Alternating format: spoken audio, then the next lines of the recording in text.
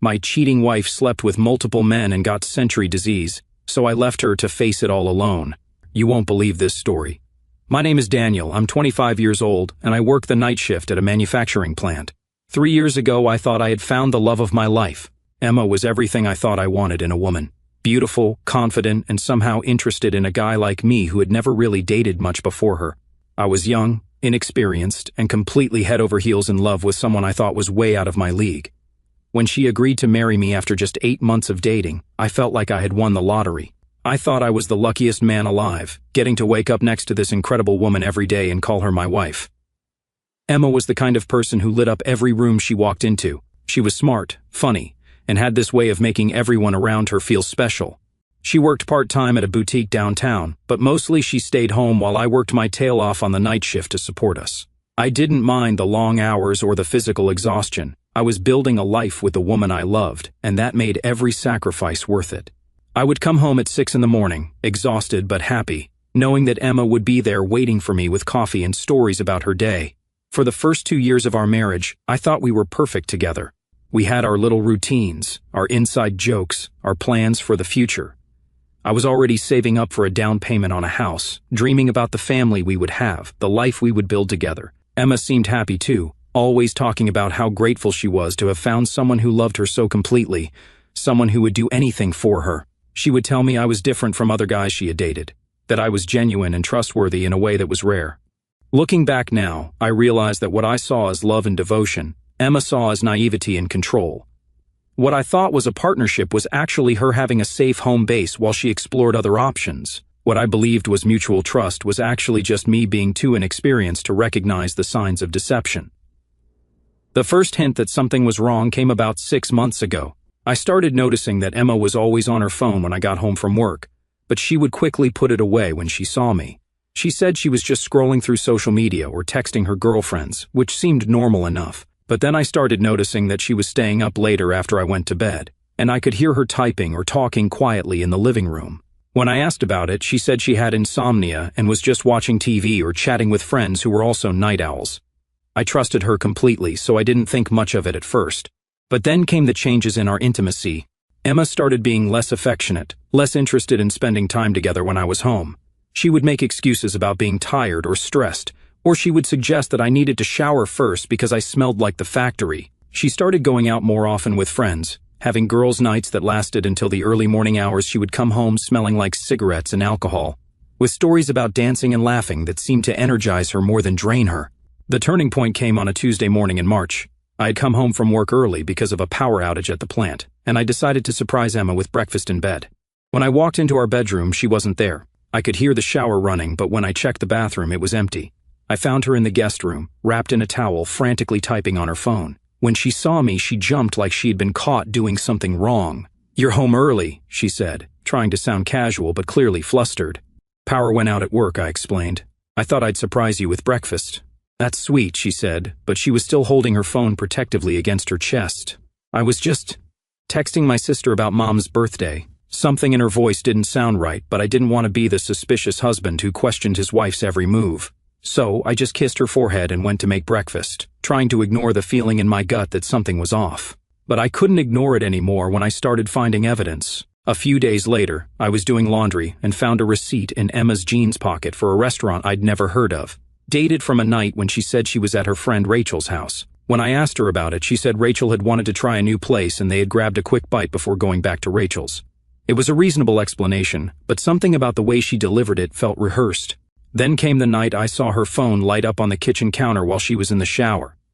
The notification was from a dating app I'd never seen before, and the preview message was from someone named Jake saying he couldn't wait to see her again. My hands were shaking as I picked up the phone, but it was password protected and I didn't know the code.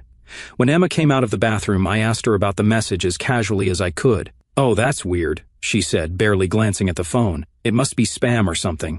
You know how these apps are always sending random notifications even after you delete them?" But the app wasn't deleted. It was right there on her home screen, along with 2 others I didn't recognize. When I pointed this out, Emma got defensive for the first time in our entire relationship. "Are you checking my phone now?" she asked, her voice sharp in a way I'd never heard before. "Do you not trust me?" "I wasn't checking your phone," I said. "The notification just popped up and I saw it." Well, it's nothing, she said, grabbing the phone and heading back to the bedroom. Just old apps that I forgot to delete properly. You don't have anything to worry about. But I did have something to worry about, and we both knew it. Over the next few weeks, I started paying closer attention to Emma's behavior, her schedule, her stories about where she was going and who she was with. I started noticing inconsistencies in her explanations, gaps in her timeline that didn't quite add up. I noticed that she was dressing differently when she went out, wearing clothes that were more revealing than what she usually wore when we went places together. I also started noticing that our computer's internet history had been cleared every few days, something that had never happened before. Emma had never been particularly tech-savvy, so the fact that she was suddenly concerned about browser history struck me as suspicious. When I asked her about it, she said she had been looking up embarrassing health questions and didn't want me to accidentally see them. The confrontation I'd been dreading finally came when I decided to check our phone bill online. I had never looked at the detailed records before. I trusted Emma completely and had no reason to monitor her communications.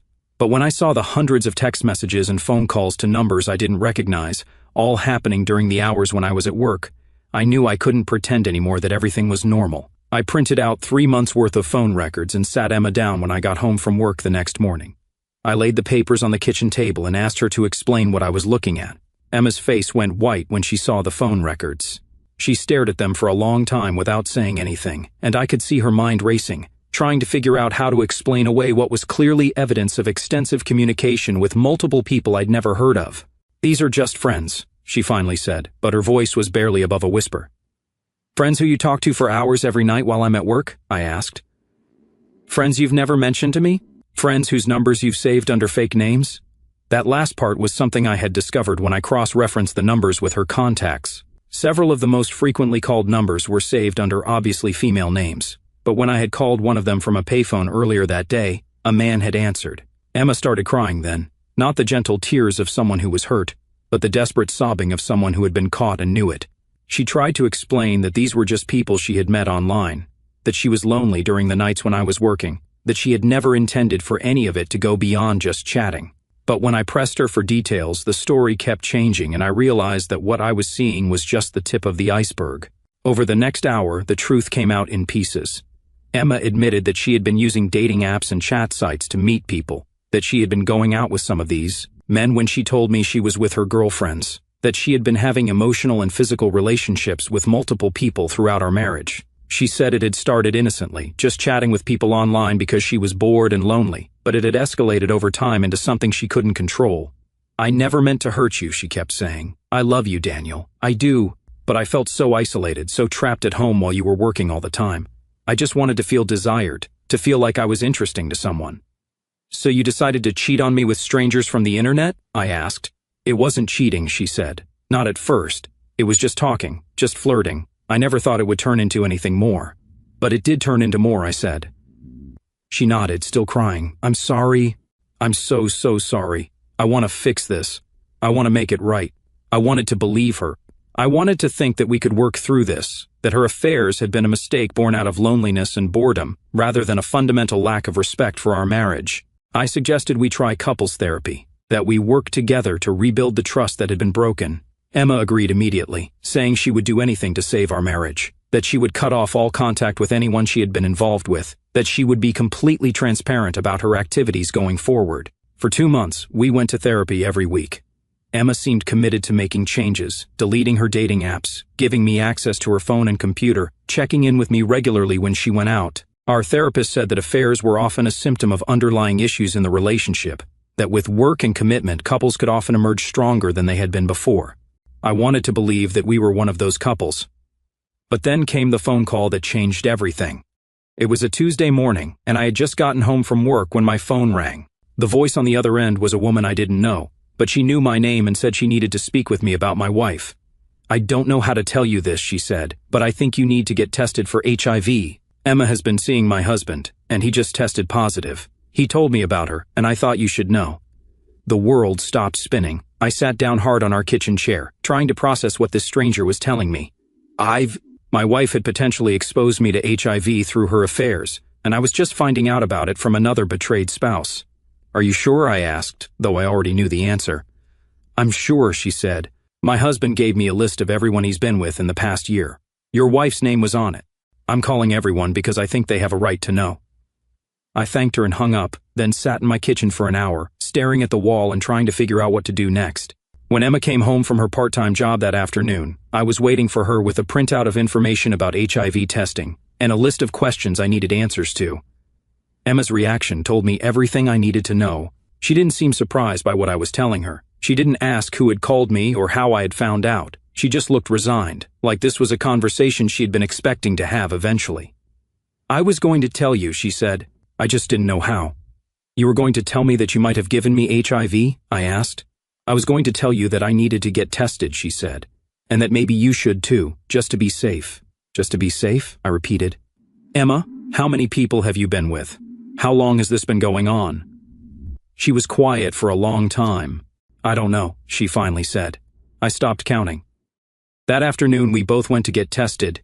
The drive to the clinic was silent except for Emma's occasional apologies and promises that this would be a wake-up call, that she would change, that she would do whatever it took to earn back my trust. But I wasn't listening anymore. I was thinking about the past 3 years of our marriage, wondering how much of it had been real, wondering how I could have been so blind to what was happening right in front of me. The waiting period for test results was the longest week of my life. I couldn't eat, couldn't sleep, couldn't focus on anything except the possibility that my wife's betrayal might have cost me my health, maybe even my life. Emma tried to comfort me, tried to act like we were in this together, but I could barely stand to look at her. She had known she was putting me at risk and had chosen to do it anyway. She had continued lying to me even during therapy, even when she was supposedly committed to saving our marriage. When the results came back, I was negative. The relief was overwhelming, but it was immediately followed by a rage I had never felt before.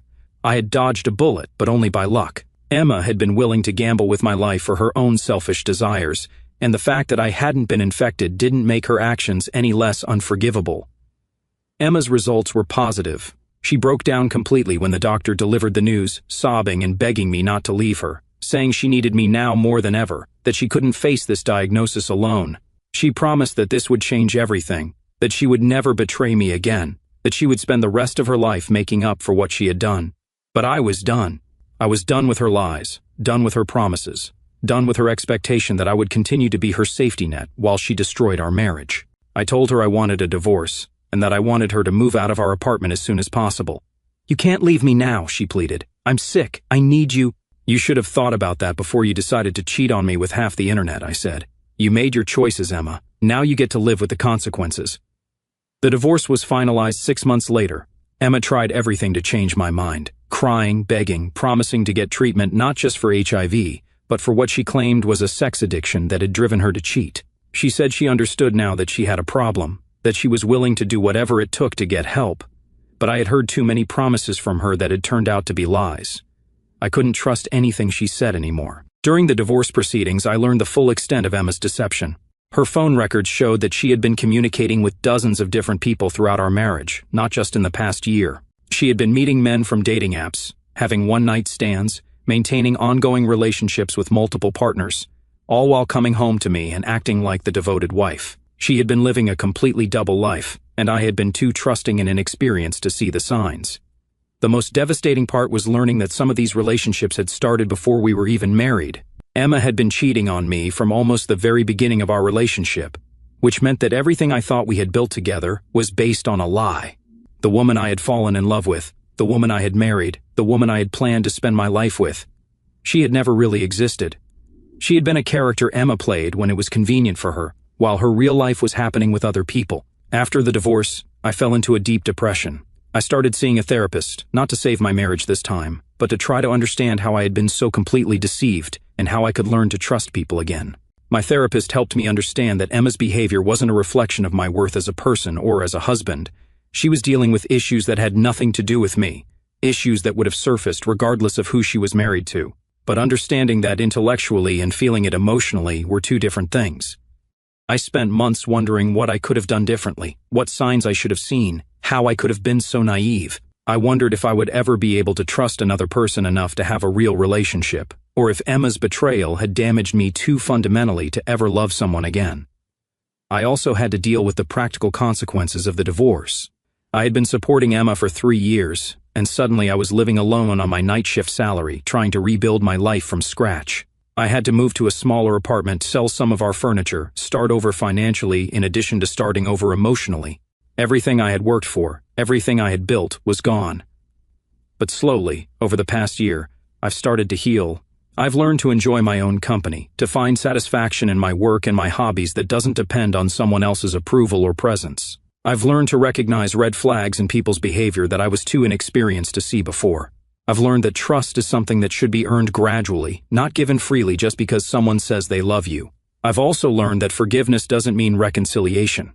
I've forgiven Emma in the sense that I don't carry anger toward her anymore, but that doesn't mean I want her back in my life, or that I think what she did was excusable. Forgiveness for me has been about letting go of the pain and resentment that was eating me alive, not about pretending that her actions didn't have consequences. Emma has reached out to me several times since the divorce, usually when she's struggling with her health or feeling lonely. She sends long messages about how sorry she is, how much she misses me, how she wishes she could undo everything she did. She says she's in therapy now, that she's learned to manage her impulses, that she's a different person than she was when we were married.